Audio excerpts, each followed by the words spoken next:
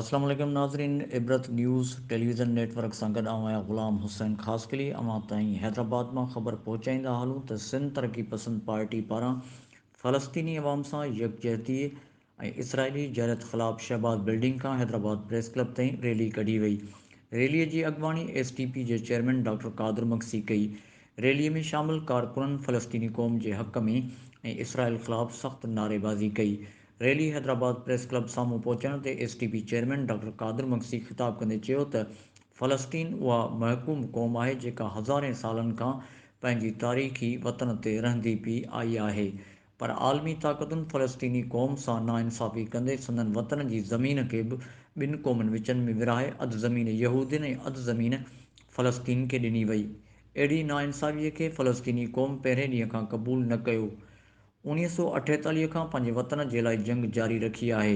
Doctor कादिर मक्सी चयो त फ़लस्तीनी अवाम मथां तमामु वॾो ज़ुल्म थी रहियो आहे। हिन चयो त फ़लस्तीनी पंहिंजे हक़ लाइ जिदोजहद करे रहिया आहिनि। डॉक्टर कादिर मक्सी चयो त फ़लस्तीन सां ज़ुल्म जारी आहे। डॉक्टर कादिर मक्सी चयो त 73 वारी फ़लस्तीन ऐं इसराइली जंग में फ़लस्तीन जी शिकस्त थी, पर उन बावजूदि बि फ़लस्तीनियुनि जे बहादुर औरतुनि पंहिंजे वतन जे लाइ जिदोजहद जारी रखी। हू जुरतमंदी ऐं साबित क़दमीअ सां बीठियूं रहियूं। डॉक्टर कादिर मक्सी चयो त फ़लस्तीनी पंहिंजी अलॻि ॿोली, तारीख़, सक़ाफ़त रखनि था। फ़लस्तीन खे आज़ादु ख़ुदि मुख़्तियार क़ौम बणाए उन खे क़बूल करणो पवंदो। आलमी ताक़तुनि खे समुझणु घुरिजे त संदनि मुजरिमाणी ख़ामोशीअ जे नतीजे में टीं आलमी जंग शुरू थी वञे ऐं इंसानियत जो वधीक क़त्ल थिए। हिन चयो त फ़लस्तीन सां इज़हार यकजहती तौरु बरतानिया, चीन, अमरीका समेत सॼी दुनिया में एहतजाज थिया आहिनि। उन बावजूदि आलमी ताक़तूं ख़ामोश आहिनि। हिन चयो त जंग बंदी कराए आलमी अदालत में फ़लस्तीन सां इंसाफ़ कयो वञे। गज़ा जे पटीअ ते स्कूल, इस्पतालूं ऐं घर महफ़ूज़ न आहिनि। खीर प्याग मासूम ॿारड़ा, औरतूं ऐं पीरसन माण्हू शहीद कया पिया वञनि। डॉक्टर कादिर मक्सी चयो त फ़लस्तीन जे लीडर यासिर अरफ़ात खे साज़िश तहत ज़हर ॾेई शहीद कयो वियो ऐं अञा ताईं फ़लस्तीनी क़यादत खे निशानो बणायो पियो वञे। दुनिया जा सुपर पावर मुल्क फ़लस्तीन सां थींदड़ ज़ुल्म ख़िलाफ़ जंग बंदीअ लाइ पंहिंजो किरदारु अदा कनि।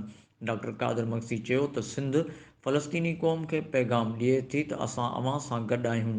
SDP जे वाइस चेयरमैन गुलज़ार सूमरो चयो त फ़लस्तीन जे मज़लूम महकूम क़ौम मथां थींदड़ ज़ुल्म सां 12,000 खां मथे माण्हू क़त्ल थी विया आहिनि। गज़ा जी पटी मुकमल तौर ते तबाह थी चुकी आहे। मरकज़ी अॻवान हैदर शाहानी चयो त आलमी ताक़तूं अमरीका, बरतानिया, इसराइल जे ज़ुल्म ते न सिर्फ़ ख़ामोश आहिनि, पर इसराइल जे हक़ में मैदान ते लथल आहिनि, उन जी मदद पिया कनि। SDP जे जनरल सेक्रेटरी हैदर मल्ला चयो त अॼु इसराइल जी बमबारी जो निशानो मासूम ॿारड़ा ऐं औरतूं थी रहियूं आहिनि। इसराइल जे दहशतगर्दीअ ख़िलाफ़ सॼी दुनिया में आवाज़ उथियो आहे। इन मौक़े ते बदर चन्ना, सूरज कोहिस्तानी ऐं ॿियनि पिणु ख़िताब कयो।